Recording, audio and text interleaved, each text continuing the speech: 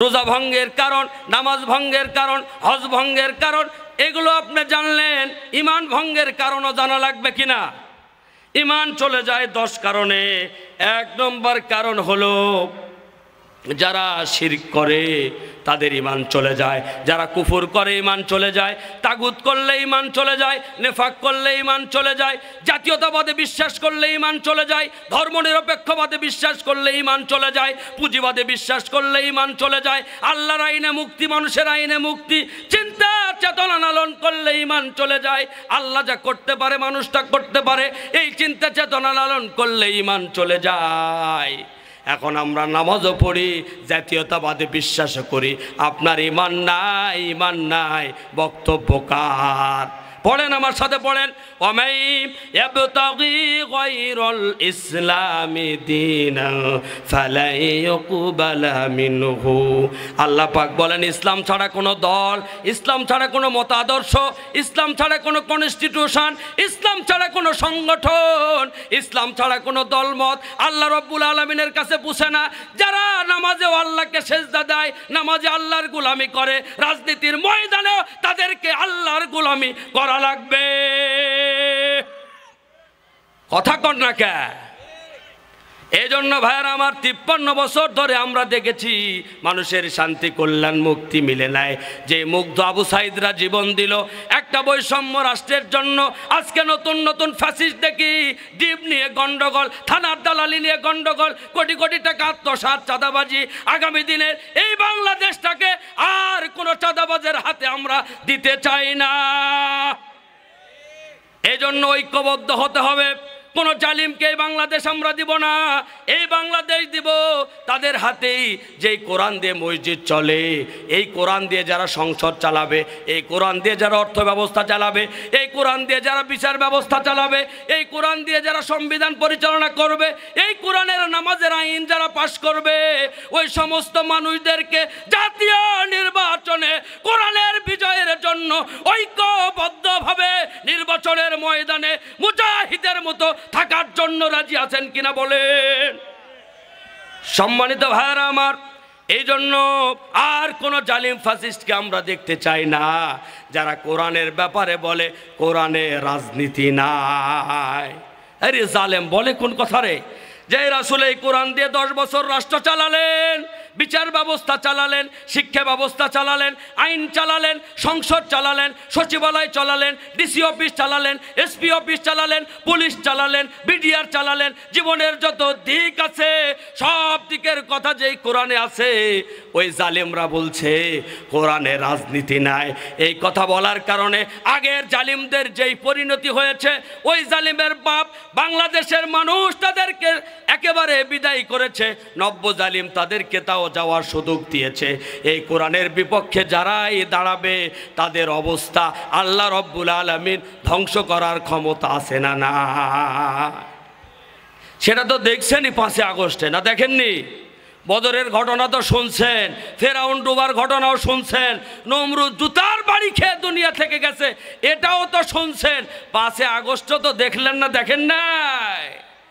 এরপরেও যদি কোরআনের বিপক্ষে যান, এরকম 5 আগস্ট শত শত আমরা করে জালিমদের মোকাবেলা করবো ইনশাআল্লাহ। পারবো তো ইনশাআল্লাহ? এই জন্য মসজিদেও গোলামি করবো কার? সংসদেও গোলামি হবে কার? সচিবালয়ে গোলামি হবে কার? ইউনিয়ন পরিষদে গোলামি হবে কার? ইউনিয়ন অফিস, ডিসি অফিস, জীবনের যত দিক আছে সব দিকে গোলামি করব কার?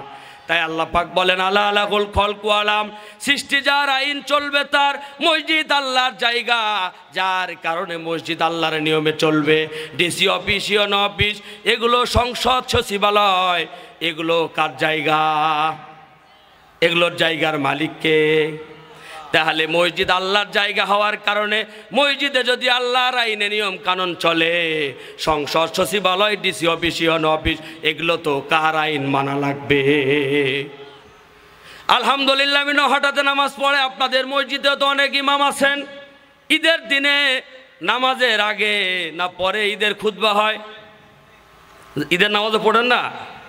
পড়েন তো, কথা কন না কে? ঈদের নামাজের খুতবা আগে হয় না পরে হয়? জুমার নামাজের খুতবা কখন হয়? আগে হয়। এখন এখন ইমাম সাহেব বলে আমি তো 3 তলা মসজিদের ইমাম, আজকে জুমার দিন খুতবাটা নামাজের পরে দিই, মানবেন? এশার এখানে নামাজ হলো, ইমাম সাহেব ইমামতি করলো, 4 রাকাত ফরজ সালাত আদায় করলো, 2 রাকাতে যদি সালাম ফিরায় মানতেন? মানবেন না কেন? এই তো আল্লাহ পাক বলেছেন 4 রাকাত পড়া লাগবে। রাসূলুল্লাহ নিজেও কয় রাকাত পড়েছেন? 4 রাকাত। এই জায়গা সবাই একমত, আপনার রাসূলকে মানার জন্য এত একমত। 4 রাকাতের জায়গায় 2 রাকাত পড়লে কোনো মোমেন মানতে চায় না, কারণ আল্লাহর নিয়ম এখানে মানা লাগবে। ও ভাই আদালতে, ও ভাই বিচারালয়ে একটা আইন ও জজ সাহেব আল্লাহর আইনে রাসূলের নিয়মে দেয় না, ওই জায়গায় তো কেউ লোকমা দিতে যায় না। কারণটা কি? ওই জজ সাহেবও জুমা জহুরের সালাত মসজিদে পড়ে না। এখন ওই কোট চত্বর যে মসজিদ, ওই জায়গার ইমাম সাহেব জহুরের 4 রাকাতে 2 রাকাত পড়ালে ওই জজ সাহেবও বলবে ভাই 2 রাকাত পড়ালেন কেন, 4 রাকাত পড়ান লাগবে। কারণ হলো আল্লাহর নিয়ম। মসজিদে সবাই আমতা মানতে রাজি, কিন্তু বিচারালয় মানতে রাজি নাই। কিছু জায়গায় আল্লাহর নিয়ম মানবো, কিছু জায়গায় মানবো না। সুবিধাবাদ জিন্দাবাদে মুমিন হওয়া যায় না। আল্লাহর নবী যদি এই কথা বলতেন আবু জেহেলকে, ও আবু জেহেল তোমার মতো তুমি দেশ চালাও, আইন তৈরি করো, আমি কাবাতে ইমামতি করব, রাসূলকে জেল খাটা লাগতো না, সাহাবীদের জীবন দেওয়া লাগতো না, হিজরত করারও কোনো প্রয়োজন ছিল না। আল্লাহ পাক বলেন হুয়াল্লাযী আরসালা রাসূলাহু বিল হুদা ওয়া দীনিল হক লিইয়ুযহিরাহু আলাদ-দ্বীন। হে রাসূল, আবু জেহেলের আইন মানা যাবে না, আবু জেহেলের সংসদ নীতি মানা যাবে না, আবু জেহেলের বিচার ব্যবস্থা মানা যাবে না। লিইয়ুযহিরাহু আলাদ-দ্বীন, আমার এই কোরআনের দ্বীনের বিজয় করা লাগবে। আবু জেহেলের নিয়ম কানুন মানার জন্য রাসূলকে পাঠানো হয়নি।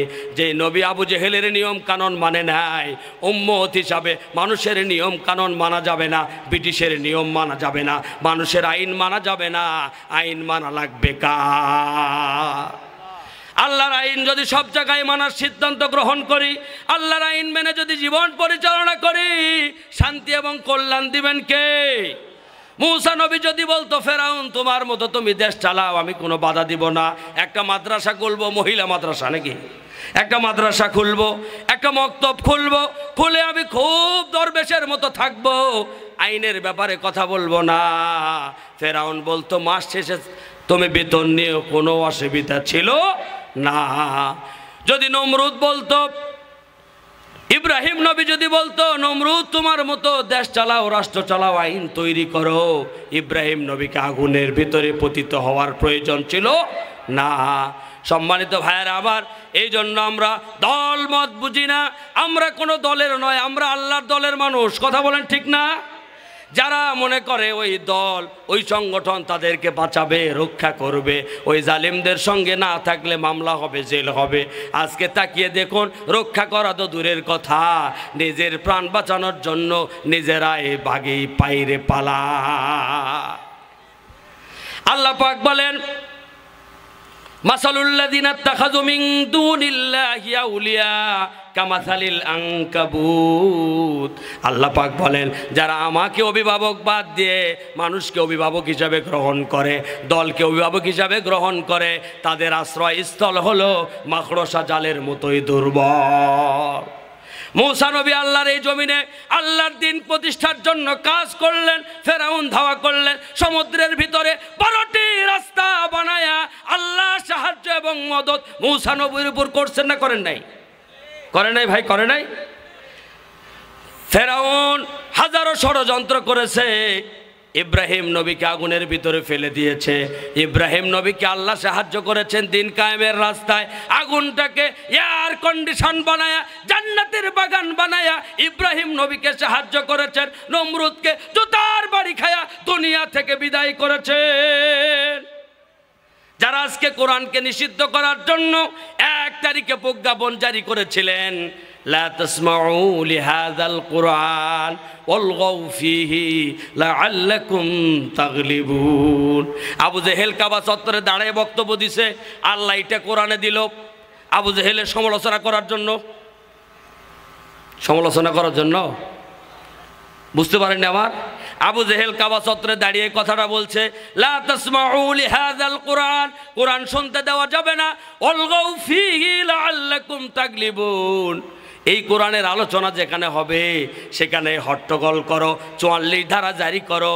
যেখানে এই কোরআনের আলোচনা হবে গোপন বৈঠক জিয়াদি বই, ককটেল বোমা দিয়া মামলা দিয়া জেলের মধ্যে দাও। আবু জেহেল এই বক্তব্য দিয়েছেন, আল্লাহ এটা কোরআনে দিয়েছেন আমাদের জন্য যে আবু জেহেল থাকবে না। আবু জেহেলের উত্তর শরীরাও একই সিদ্ধান্ত নিয়েছিল। 1 তারিখে কোরআনের আন্দোলন নিষিদ্ধ, আল্লাহ বলেন 5 তারিখে গোটা জাতি তোমাকে নিষিদ্ধ করে দিল। সম্মানিত ভাইরা আমার, এই জন্য আমরা সকলে মিলে কার আইন মানব? আমরা কোনো মানুষের আইনের কথা বলছি না, আমার কোনো দল আছে সে দলের কথা বলছি না, আমার কোনো দলের আইনের কথা বলছি না, আমার কোনো নেতা আছে নেতার আইনের কথা বলছি না। আমরা কার আইনের কথা বলছি? না আমার বাপের আইন, আমার বাপ আইন করবে আপনারা মানবেন? আমি মসজিদের খতিব, আমি আইন করব, আমার আইন মানবেন? কার আইনের কথা বলা হচ্ছে? যিনি আপনারও আল্লাহ আমারও আল্লাহ, ওই আল্লাহর আইন মসজিদেও যেমন মানব, সংসদেও মানতে হবে ওই আল্লাহর আইন।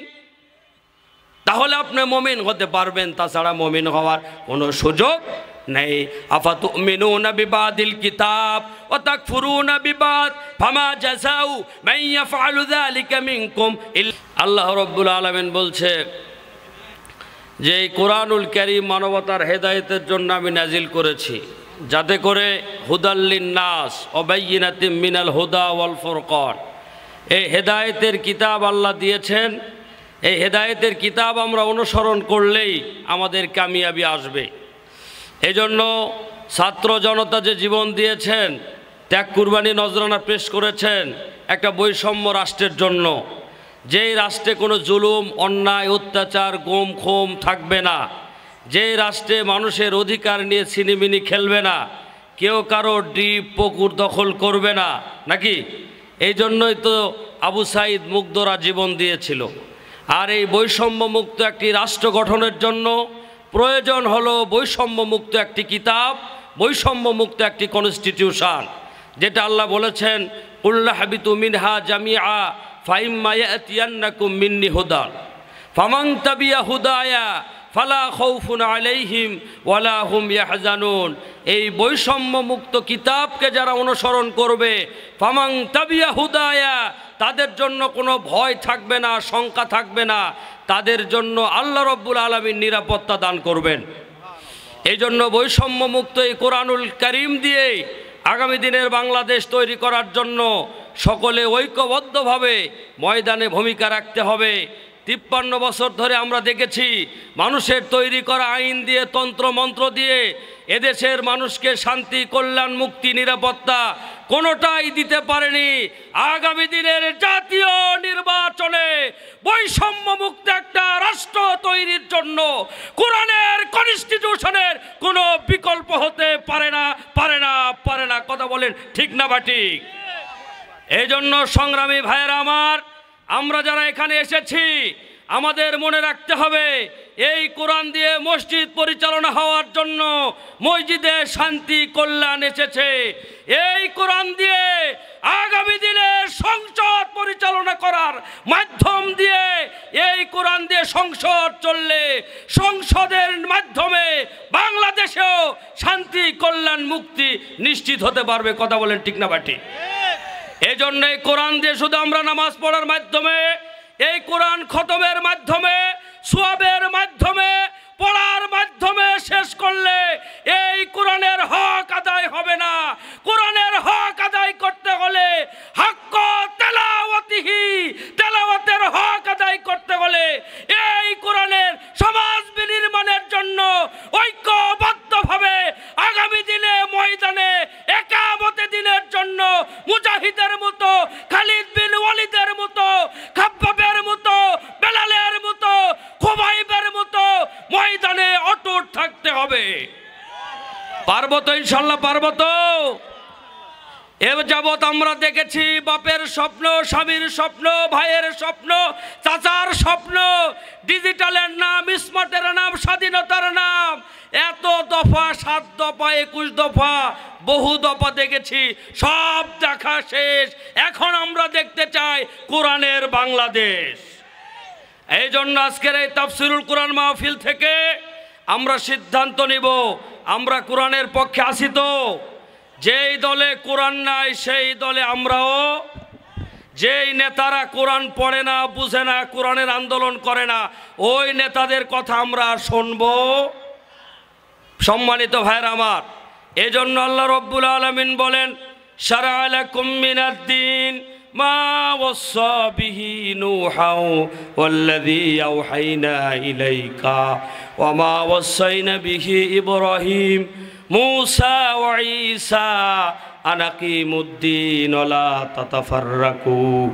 আল্লাহ বলেন, ও নবী, আমি যে শরীয়ত দিলাম এই শরীয়তটা নির্ধারণ করে দিলাম, আর সব নবী রাসূলের কাছে একটি মেসেজ আমি দিয়েছি। সেই মেসেজটা হলো আন আকিমুদ্দীন ওয়া লা তাতাফাররাকু। আল্লাহর এই জমিনে দিন প্রতিষ্ঠা করা লাগবে, এখান থেকে বিচ্ছিন্ন হওয়ার কোনো সুযোগ নেই। এজন্য ভাইরা আমার, আমরা যারা এখানে আছি, এ আসমান কার দেওয়া? এ জমিন কে দিয়েছেন? আমাদের হায়াত মৌতের মালিক কে? যে আল্লাহ আসমান দিয়েছেন, জমিন দিয়েছেন, ওই আল্লাহ রব্বুল আলামিন আমাদের রিজিক হায়াত দিয়েছেন। ওই আল্লাহর আইন মানার জন্য সকলে ঐক্যবদ্ধ হওয়ার দরকার আছে না নাই? ওয়াতাসিমু বিহাবলিল্লাহি জামিআন ওয়া লা তাফাররাকু। আল্লাহ পাক বলেন, ঐক্যবদ্ধভাবে আমার এই জমিনে দিন প্রতিষ্ঠার জন্য এক হয়ে যাও। দিন প্রতিষ্ঠা হয়ে গেলে নামাজের ওয়াজ লাগবে না, দিন প্রতিষ্ঠা হয়ে গেলে অন্যায় জুলুম থাকবে না, দিন প্রতিষ্ঠা হয়ে গেলে গুম খুম আইনাগর থাকবে না, দিন প্রতিষ্ঠা হয়ে গেলে কোনো মানুষকে বিনা অপরাধে 14 বছর কারাগারেও রাখার সুযোগ থাকবে না। এজন্য ভাইয়েরা আমার, আমরা যারা এখানে এসেছি, মসজিদে গেলে আমরা কাকে সেজদা দিই? আল্লাহকে সেজদা দিই। মসজিদের বাইরেও আমরা কার গোলাম হব? মসজিদে যে আল্লাহর গোলাম আমরা, মসজিদের বাইরেও গোলামি করা লাগবে কার? ব্যবসা যখন করব তখনও গোলামি হবে কার? রাজনীতি যখন করব তখন গোলামিও হবে কার? যখন ব্যবসা সংসার পরিচালনা করব তখনও গোলাম হব কার? জীবনের সব জায়গায় যারা গোলাম হতে পারবেন আল্লাহ, তাদের জন্য আল্লাহ পাক বলেন, ইন্নাল্লাযীনা ক্বালু রাব্বুনাল্লাহু সুম্মা ইসতাকামু তাতানাজ্জালু আলাইহিমুল মালাইকা আল্লা তাখাফু ওয়া লা তাহজানু ওয়াবশিরু বিল জান্নাতিল্লাতী কুনতুম তুআদুন। যারা আমাকে বলে রব আল্লাহ, যারা মসজিদে গিয়ে আমাকে সেজদা দেয়, ঈদগাতে গিয়ে আমাকে সেজদা দেয়, মানুষ মারা গেলে আমার নিয়মে জানাজা করে, ওদেরকে আমি আল্লাহ বলছি, সংসার যখন চলবে ওই আল্লাহর নিয়মেই চালাতে হবে। আল্লাহর নবী মসজিদে নববীর ইমাম ছিলেন। মসজিদে নববীতে কেমনে ঢোকা লাগবে, কেমনে নামাজ পড়া লাগবে, কেমনে তাকবীরে তাহরিমা দেওয়া লাগে, কেমনে রুকু করা লাগে, কেমনে সেজদা করা লাগে, নামাজের নিয়ম যে নবী শিক্ষা দিয়েছেন, ওই নবী ওই যায় নামাজে দাঁড়িয়ে মদিনার রাষ্ট্রনায়কের দায়িত্ব পালন করে দেশ কেমনে চালানো লাগে, রাষ্ট্র কেমনে চালানো লাগে, তার নিয়মও নবী শিক্ষা দিয়েছেন কিনা বলে। তাহলে নামাজের কথা বললে আপনার ভালো লাগে, রোজার কথা বললে আপনার ভালো লাগে, হজের কথা বললে হজে যেতে রাজি হন। তো যেই নবী নামাজ পড়লেন, রোজা রাখলেন, হজ করলেন, ওই নবী তো মদিনার রাষ্ট্র চালালেন। আবু বকর মসজিদের ইমাম ছিলেন, রাষ্ট্রের ইমাম। হযরত আলী মসজিদের ইমাম, রাষ্ট্রের ইমাম। হযরত উমর মসজিদের ইমাম, রাষ্ট্রের ইমাম। হযরত ওসমান মসজিদের ইমাম, রাষ্ট্রের ইমাম। রাষ্ট্রের ইমামতির কথা বললে আপনি নামাজি, আপনার চেহারা কালো হয় কেন বলেন? আল্লাহর নবী বলেন, কুল্লু উম্মতি ইয়াদখুলুনাল জান্নাতা ইল্লা মান আবা। ইলা মান আবা ইয়া রাসূলুল্লাহ? قال رسول الله صلى الله عليه وسلم من أطاعني دخل الجنة ومن عصاني فقد أبى। প্রিয় নবী বলেন, আমার উম্মত যারা কুল্লু মানে সব উম্মত জান্নাতি হবে, শুধু আবাকারী উম্মত বাদে। কিলা মান আবা ইয়া রাসূলুল্লাহ, আবাকারী উম্মতের পরিচয় কি? সাহাবী কেরাম জানতে চাইলেন আল্লাহর নবীর কাছে। নবীজি বললেন, মান আসানি ফাকাদ আবা, যে উম্মত আমাকে মসজিদে মানে, মসজিদের বাইরে আমার নিয়ম মানে না, এই উম্মত হলো অস্বীকারী, আবাকারী, জাহান্নামী উম্মত। রাসূলের নামাজের কথা শুনলে আপনার খুব ভালো লাগে। যে রাসূল নামাজ পড়িয়েছেন, ইমামতি করেছেন, ওই রাসূল তো রাষ্ট্রের ইমাম ছিলেন। কথা বলেন ঠিক না বাটি? তাহলে রাসূলুল্লাহর নামাজ যদি আপনাকে ভালো লাগে, ওই রাসূলুল্লাহর অর্থ ব্যবস্থাও আপনাকে ভালো লাগা লাগবে। রাসূলুল্লাহর জিকির যদি আপনাকে ভালো লাগে, ওই রাসূলুল্লাহর বিচার ব্যবস্থাও ভালো লাগা লাগবে। রাসূলুল্লাহর দাড়ি টুপি জুব্বা যদি ভালো লাগে, ওই রাসূলুল্লাহর সন্ধিনীতিও ভালো লাগা লাগবে। রাসূলুল্লাহর তাসবিহ তাহলিল যদি ভালো লাগে, ওই রাসূলুল্লাহর সংসদ নীতিও ভালো লাগা লাগবে। নামাজ মানবেন রাসূল থেকে, হজ মানবেন রাসূল থেকে, জিকির করবেন রাসূল থেকে। ওই রাসূল অর্থনীতি দিলেন, সমাজনীতি দিলেন, পররাষ্ট্রনীতি দিলেন, আইন নীতি দিলেন, সংসদ নীতি দিলেন। এগুলো ভালো লাগে না, কিছু মানবেন কিছু মানবেন না, রাসূলের উম্মত হতে পারা যাবে না। কথা বলেন ঠিক না বা ঠিক? হ্যাঁ, খুব দরবেশ ভালোই আছেন, দরবেশগিরি করে ভালোই আছেন। এখন তো নব্য জাহেল আরো বের হয়েছে, নতুন নতুন ফ্যাসিস্ট, তাদের কথা এখন যা বোঝা যায়। এমনও ফ্যাসিস্টের বক্তব্য শুনলাম যারা বলছে কোরআনে রাজনীতি না। এরকম জালেমের বক্তব্য শুনেন নাই? আরে 900 আয়াত রাজনীতি নিয়ে কোরআনে আছে। কয়শো আয়াত? 900 পড়বেন। 900 আয়াত রাজনীতি নিয়ে কোরআনে আছে।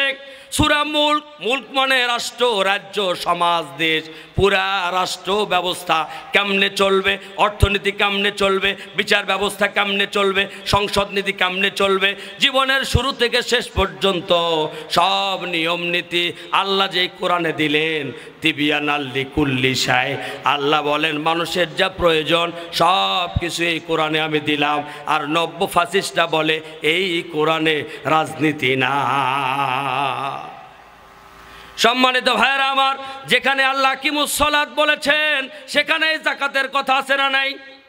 যেখানে নামাজ সেখানে ইসলামী অর্থনীতির কথা আল্লাহ বললেন।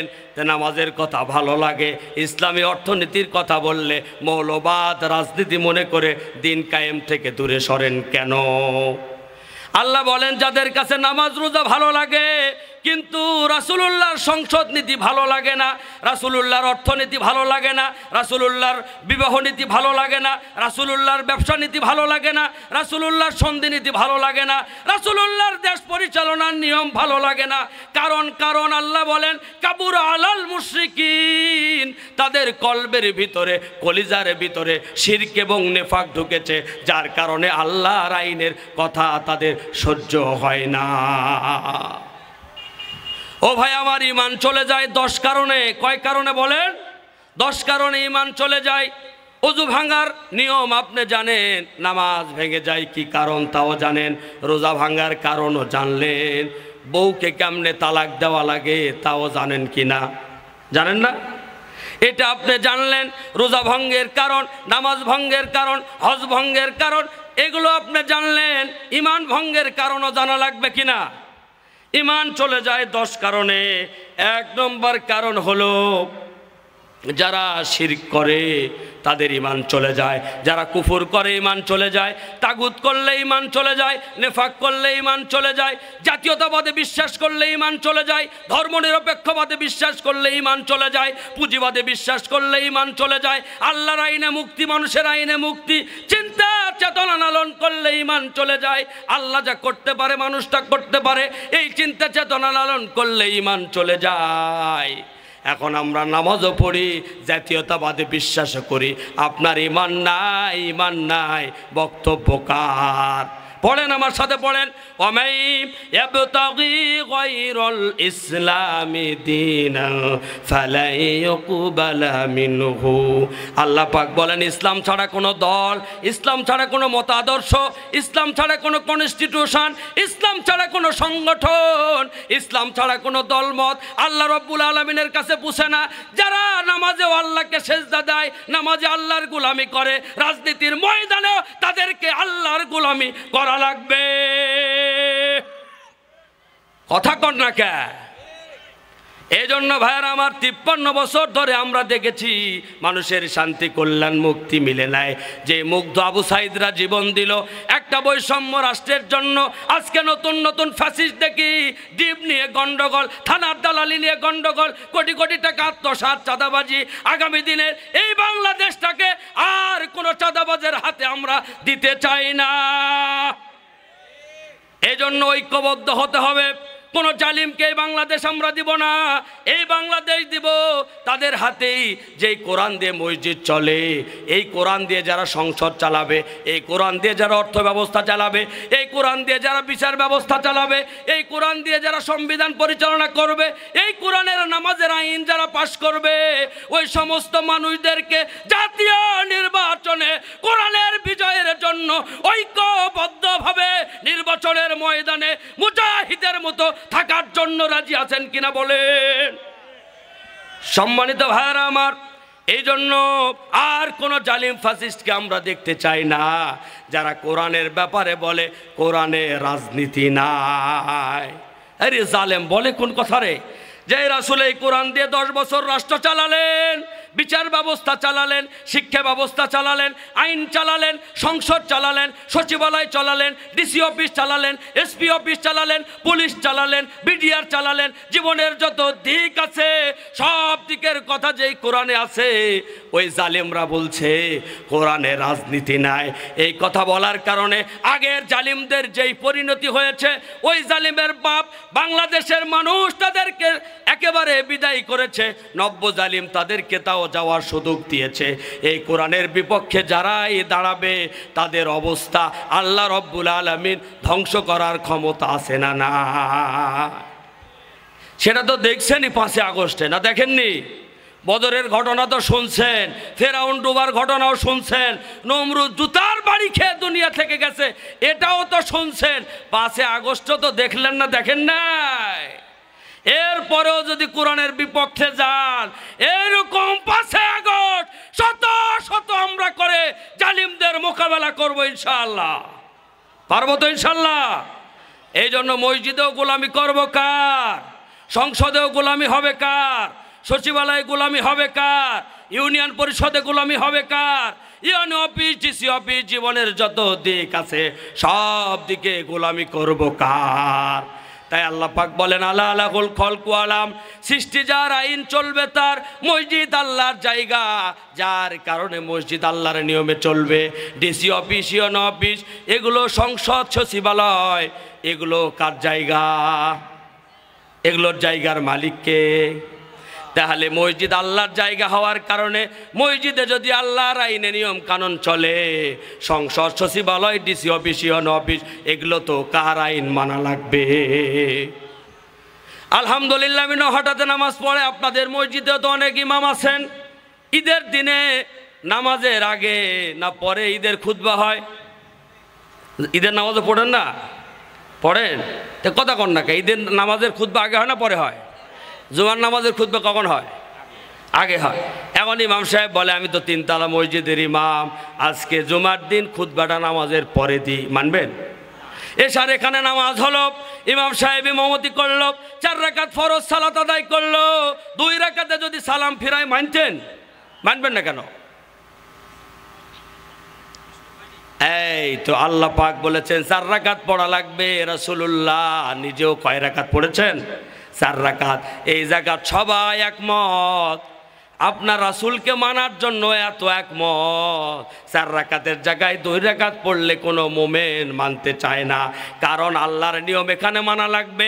ও ভাই আদালতে, ও ভাই বিচারালয়ে, একটা আইন ও জজ সাহেব আল্লাহর আইনে রাসূলের নিয়মে দেয় না, ওই জায়গায় তো কেউ লোকমা দিতে যায় না। কারণ কারণটা কি? ওই জজ সাহেবও জুমা জহুরের সালাত মসজিদে পড়ে না? এখন ওই কোট চত্বরে যে মসজিদ, ওই জায়গার ইমাম সাহেব জহুরের 4 রাকাতে 2 রাকাত পড়ালে ওই জজ সাহেবও বলবে, ভাই 2 রাকাত পড়ালেন কেন, 4 রাকাত পড়ান লাগবে। কারণ হলো আল্লাহর নিয়ম, মসজিদে সবাই আমতা মানতে রাজি, কিন্তু বিচারালয় মানতে রাজি নাই। কিছু জায়গায় আল্লাহর নিয়ম মানবো, কিছু জায়গায় মানবো না। সুবিধাবাদ জিন্দাবাদে মুমিন হওয়া যায় না। আল্লাহর নবী যদি এই কথা বলতেন আবু জেহেলকে, ও আবু জেহেল, তোমার মতো তুমি দেশ চালাও, আইন তৈরি করো, আমি কাবাতে ইমামতি করব। রাসূলকে জেল খাটা লাগতো না, সাহাবীদের জীবন দেওয়া লাগতো না, হিজরত করারও কোনো প্রয়োজন ছিল না। আল্লাহ পাক বলেন, হুয়াল্লাযী আরসালা রাসূলাহু বিল হুদা ওয়া দীনিল হক লিইয়ুযহিরাহু আলাদ-দ্বীন। হে রাসূল, আবু জেহেলের আইন মানা যাবে না, আবু জেহেলের সংসদ নীতি মানা যাবে না, আবু জেহেলের বিচার ব্যবস্থা মানা যাবে না। লিইয়ুযহিরাহু আলাদ-দ্বীন, আমার এই কোরআনের দ্বীনের বিজয় করা লাগবে। আবু জেহেলের নিয়ম কানুন মানার জন্য রাসূলকে পাঠানো হয়নি। যে নবী আবু জেহেলের নিয়ম কানুন মানে নাই, উম্মত হিসাবে মানুষের নিয়ম কানুন মানা যাবে না, ব্রিটিশের নিয়ম মানা যাবে না, মানুষের আইন মানা যাবে না। আইন মানা লাগবে কার? আল্লাহর আইন যদি সব জায়গায় মানার সিদ্ধান্ত গ্রহণ করি, আল্লাহর আইন মেনে যদি জীবন পরিচালনা করি, শান্তি এবং কল্যাণ দিবেন কে? মূসা নবী যদি বলতো, ফেরাউন তোমার মতো তুমি দেশ চালাও, আমি কোনো বাধা দিব না, একটা মাদ্রাসা খুলবো, মহিলা মাদ্রাসা নাকি, একটা মাদ্রাসা খুলবো, একটা মক্তব খুলবো, খুলে আমি খুব দরবেশের মতো থাকবো, আইনের ব্যাপারে কথা বলবো না। ফেরাউন বলতো মাস শেষে তুমি বেতন নিয়ে কোনো অসুবিধা ছিল না। যদি নমরুদ বলতো, ইব্রাহিম নবী যদি বলতো, নমরুদ তোমার মতো দেশ চালাও, রাষ্ট্র চালাও, আইন তৈরি করো, ইব্রাহিম নবীকে আগুনের ভিতরে পতিত হওয়ার প্রয়োজন ছিল না। সম্মানিত ভাইয়েরা আমার, এই জন্য আমরা দল মত বুঝি না, আমরা কোনো দলের নয়, আমরা আল্লাহর দলের মানুষ। কথা বলেন ঠিক না? যারা মনে করে ওই দল ওই সংগঠন তাদেরকে বাঁচাবে, রক্ষা করবে, ওই জালিমদের সঙ্গে না থাকলে মামলা হবে, জেল হবে। আজকে তাকিয়ে দেখুন, রক্ষা করা তো দূরের কথা, নিজের প্রাণ বাঁচানোর জন্য নিজেরাই বাগেই পাইরে পালা। আল্লাহ পাক বলেন, মাসালুল্লাযিনা ইত্তাখাযু মিন দুনিল্লাহি আউলিয়া কামাসালিল আনকাবুত। আল্লাহ পাক বলেন, যারা আমাকে অভিভাবক বাদ দিয়ে মানুষকে অভিভাবক হিসাবে গ্রহণ করে, দলকে অভিভাবক হিসাবে গ্রহণ করে, তাদের আশ্রয়স্থল হলো মাকড়সা জালের মতোই দুর্বল। মূসা নবী আল্লাহর এই জমিনে আল্লাহর দ্বীন প্রতিষ্ঠার জন্য কাজ করলেন, ফেরাউন ধাওয়া করলেন, সমুদ্রের ভিতরে 12টি রাস্তা বানায়া আল্লাহ সাহায্য এবং মদত মূসা নবীর উপর করছেন না করেন নাই? করে নাই ভাই, করে নাই? ফেরাউন হাজারো ষড়যন্ত্র করেছে, ইব্রাহিম নবীকে আগুনের ভিতরে ফেলে দিয়েছে। ইব্রাহিম নবীকে আল্লাহ সাহায্য করেছেন দিন কায়েমের রাস্তায়, আগুনটাকে এয়ার কন্ডিশন বানায়া, জান্নাতের বাগান বানায়া ইব্রাহিম নবীকে সাহায্য করেছেন। নমরুদকে জুতার বাড়ি খায়া দুনিয়া থেকে বিদায় করেছেন।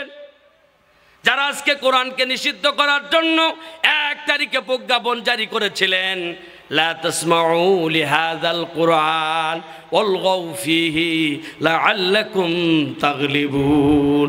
আবু জেহেল কাবা চত্বরে দাঁড়িয়ে বক্তব্য দিছে, আল্লাহ এটা কোরআনে দিল আবু জেহেলের সমালোচনা করার জন্য, সমালোচনা করার জন্য। বুঝতে পারেননি আমার? আবু জেহেল কাবা চত্বরে দাঁড়িয়ে কথাটা বলছে, লা তাসমাউ লিহাযাল কুরআন, কোরআন শুনতে দেওয়া যাবে না, ওয়ালগাউ ফীহি লাআল্লাকুম তাগলিবুন। এই কোরআনের আলোচনা যেখানে হবে সেখানে হট্টগোল করো, 44 ধারা জারি করো। যেখানে এই কোরআনের আলোচনা হবে গোপন বৈঠক জিয়া দিবই, ককটেল বোমা দিয়া মামলা দিয়া জেলের মধ্যে দাও। আবু জেহেল এই বক্তব্য দিয়েছেন, আল্লাহ এটা কোরআনে দিয়েছেন আমাদের জন্য যে আবু জেহেল থাকবে না। আবু জেহেলের উত্তর শরীরাও একই সিদ্ধান্ত নিয়েছিল। 1 তারিখে কোরআনের আন্দোলন নিষিদ্ধ, আল্লাহ বলেন 5 তারিখে গোটা জাতি তোমাকে নিষিদ্ধ করে দিল। সম্মানিত ভাইরা আমার, এই জন্য আমরা সকলে মিলে কার আইন মানব? আমরা কোনো মানুষের আইনের কথা বলছি না, আমার কোনো দল আছে সে দলের কথা বলছি না, আমার কোনো দলের আইনের কথা বলছি না, আমার কোনো নেতা আছে নেতার আইনের কথা বলছি না। আমরা কার আইনের কথা বলছি? না আমার বাপের আইন, আমার বাপ আইন করবে আপনারা মানবেন? আমি মসজিদের খতিব, আমি আইন করব, আমার আইন মানবেন? কার আইনের কথা বলা হচ্ছে?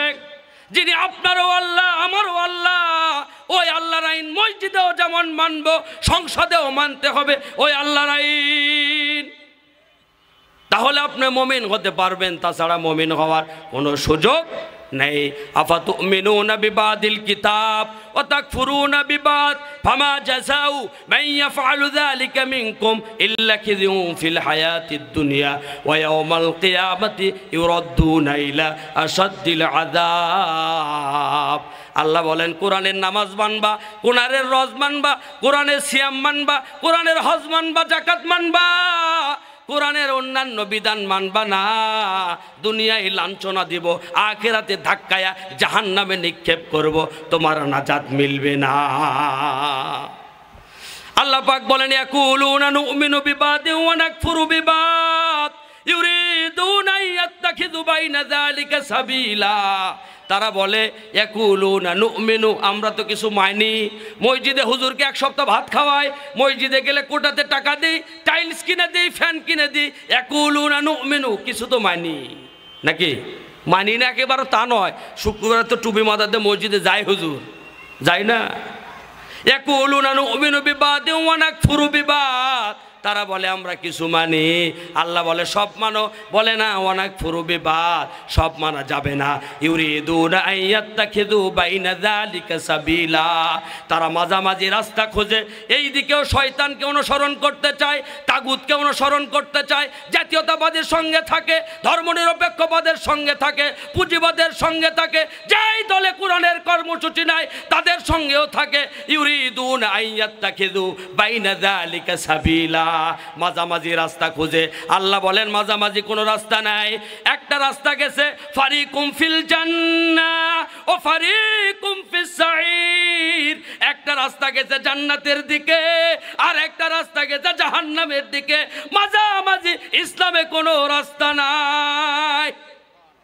তারাকতুকুম মিসলাল বাইদা লাইলুহা ওয়া নাহারুহা আল হালালু বাইয়িন আল হারামু বাইয়িন, ইসলামে হালাল স্পষ্ট, হালাল স্পষ্ট। জান্নাতে যেতে হলে পুরা কোরআন মেনে ওই কোরআনের রাস্তায় অটুট থাকতে হবে। বক্তব্য কা? তাহলে কথা বলছিলাম ঈমান চলে যায় কয় কারণে? 10 কারণে ঈমান চলে যায়। 1 নম্বর কারণ হলো শিরক করলে, নেফাক করলে, তাগুত করলে, আল্লাহর আইনে মুক্তি, মানুষের আইনে মুক্তি চিন্তা চেতনা লালন করলে, জাতীয়তাবাদে মুক্তি চিন্তা চেতনা লালন করলে, ধর্মনিরপেক্ষবাদে মুক্তি চিন্তা চেতনা লালন করলে, পুঁজিবাদে মুক্তি চিন্তা চেতনা লালন করলে, আল্লাহ যা করতে পারে মানুষও তা করতে পারে, এই সমস্ত চিন্তা চেতনা লালন করলে মানুষের ঈমান আমল দুটাই চলে যায়। কার বক্তব্য? ওয়ালাকাদ উহিয়া ইলাইকা ওয়া ইলাল লাযিনা মিন ক্বাবলিকা লাইন আশরাকতা লাইন আশরাকতা লাইন আশরাকতা লা ইয়াহবাতান্না আমালু। আল্লাহ পাক বলে লানে তাকিদ লাইন আশরাকতা, অবশ্যই অবশ্যই। ওয়ালাকাদ উহিয়া ইলাইকা, এখানেও তাকিদ। আল্লাহ বারবার তাকিদ দিয়ে বলেন যে ও নবী, আপনি নবী হয়েও যদি শিরক করেন আপনার আমল সব ধ্বংস করবেন কে? সম্মানিত ভাইরা আমার, শিরক করলে আমল চলে যায়। এখন আপনারা বলবেন আমরা তো শিরক করি না হুজুর, যারা মূর্তি বানায় তারা তো শিরক করে, আমরা কেমনে শিরক করি? আমরা তো দাড়ি টুপি লাগায়া বড় আপনার মতো পাঞ্জাবিও আছে, আপনারা তো কি জানেন? আপনাদের চাইতে আমরাই বেশি ভালো জানি নাকি? বলেনি এরকম বক্তব্য? হুজুরের থেকে আমরা কম জানি নাকি? এরকমও জালেম আছে না নেই? চিন্তা করেন আপনি। সম্মানিত ভাইরা আমার, আমরা শিরক করছি আল্লাহর আইনের সঙ্গে। আল্লাহ পাক বলছে আপনারা একটু বসে উত্তর দেন তো, বলেন তো, এই যে আমরা জুমার দিনে মসজিদে গিয়ে আল্লাহকে সেজদা দিলাম, মসজিদের বাইরে নামাজের পরে কোনো মানুষ যদি বাবাকে দেয়, মাজারে দেয়, গাছকে দেয়, এই যে 2 জায়গায় সেজদা দিল লোকটা, এই লোকটাকে ঈমানদার না মুশরিক না মুমিন? আমার কথা কি বুঝতে পারছেন না? তো হো হাকার করেন না কেন? পুলিশ আসবে এখনো ধরতে? অনুমতি লাগছে? তে আসেন না কেন, কথা কন না কেন? হ্যাঁ, আমি তো এলাকারই লোক নাকি?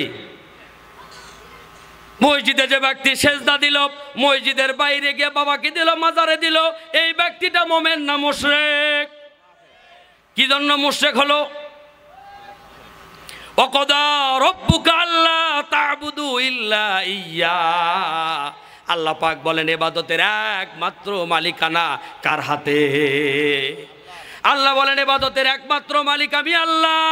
যারা দুইজনের ইবাদত করে তারা মুশরিক। এখন একটু উত্তর দেন তো সবাই মিলে, এখন বলেন আইনের মালিক কে? যারা দুইজনের আইন মানে এই লোকটাও কি? এইবার তো মৌলবাদ শুরু হবে নাকি? যারা দুইজনকে সেজদা দেয় এই ব্যক্তি যেমন মুশরিক, যারা দুইজনের আইন মানে এই ব্যক্তিগুলো মুশরিক। আবেগী বক্তব্য নয়, বক্তব্য আল্লাহ দিয়েছেন ইনিল হুকমু ইল্লা লিল্লাহ, হুকুমের মালিক আইনের মালিক একমাত্র কে? এখানে আলেম ওলামা আছে, উস্তাজুল উলামা, উস্তাজুল মুকাররম, লক্ষ্মীপুর ফাজিল ডিগ্রি মাদ্রাসার প্রতিষ্ঠাতা অধ্যক্ষ, আমারও উস্তাদ। এখানে যারা বেশিরভাগ আছে সবাই ওনার ছাত্র। এখানে আল্লাহ পাক বলছে ইনে নাফিয়া, ইনিল হুকমু ইল্লা লিল্লাহ, ইনে নাফিয়া, নফির পরে ইস্তেসনা হলে ইউফিদুল হাসরা, হসর মানে সীমাবদ্ধতা। এটা হলো আল্লাহ রাব্বুল আলামিন বলেন এটা হসরের কায়দা। তখন বাংলা অর্থ দাঁড়ায় যে ব্যক্তি আল্লাহর আইনও মানে, অন্য ব্রিটিশের আইন মানে, বাবার আইন মানে, স্বামীর আইন মানে, তাদের আদর্শ বাস্তবায়নের কাজ করে, যারা দুইজনের আইন মানে এই ব্যক্তিটাও মুশরিক হয়ে যায়। এজন্য আমাদেরকে ঈমান আনতে হবে শিরক মুক্ত, তাগুত মুক্ত, কুফর মুক্ত, নেফাক মুক্ত, জাতীয়তাবাদ মুক্ত, ধর্ম নিরপেক্ষবাদ মুক্ত। আব্দুল আজিজ সুমন ভাইয়ের আগমন চান্দাসবাসীর পক্ষ থেকে, একামতে দিনের আমিরের আগমন, লিল্লাহে তাকবীর। সম্মানিত ভাইয়ের আমার, সেই মেয়েরাজে আল্লাহ নবী দেখে এসেছেন জান্নাত জাহান্নাম। যারা কোরআনের বিপক্ষে অবস্থান করছেন তাদেরকে বলতে চাই, আল্লাযীনা ইয়াকুলুনা, আল্লাহ রাব্বুল আলামিন বলছেন যে তোমরা তাদের মতো হয়ো না যারা আল্লাহকে ভুলে গিয়েছে, দিনকে ভুলে গিয়েছে, যার কারণে তারা এখন আবোল তাবোল কথা বলছে। এই জন্য আল্লাহ রাব্বুল আলামিন আমাদের সতর্ক করে বলেছেন, আজকে যারা আবোল তাবোল কথা বলছেন, কোরআনে রাজনীতি নাই, অর্থনীতি নাই, সমাজনীতি নাই, এই যে আবোল তাবোল কথা বলছেন, তওবা করেন, আপনার ঈমান নাই। যেই কোরআনে নামাজের কথা আছে সেই কোরআনে রাজনীতির 900 আয়াত আল্লাহ দিয়েছেন। কত আয়াত পড়বেন? সূরা মুল্ক নাজিল করা হয়েছে রাষ্ট্রের ব্যাপারে। সূরা শূরা পড়বেন, শারআ লাকুম মিনাদ-দীন মা ওয়াসা বিহি নূহ ওয়াল্লাযী আওহাইনা ইলাইকা ওয়া মা ওয়াসাইনা বিহি ইব্রাহিম মূসা ওয়া ঈসা আন আকিমুদ্দীন। আছে না নেই? তাহলে আপনারা কোরআনকে বাদ দিয়ে বাংলাদেশ তৈরি করবেন, ওই বাংলাদেশে শান্তি কল্যাণ মুক্তি আসতে পারে না, পারে না, পারে না। এজন্য আগামী দিনের জাতীয় নির্বাচনে, স্থানীয় নির্বাচনে যেই দলে কোরআনের কর্মসূচি নাই, যেই দলে কোরআন দিয়ে সংসদ পরিচালনা, বিচার ব্যবস্থার নিয়ম নাই, ওই দলের সঙ্গে আমাদের কোনো সম্পর্ক নাই, নাই, নাই।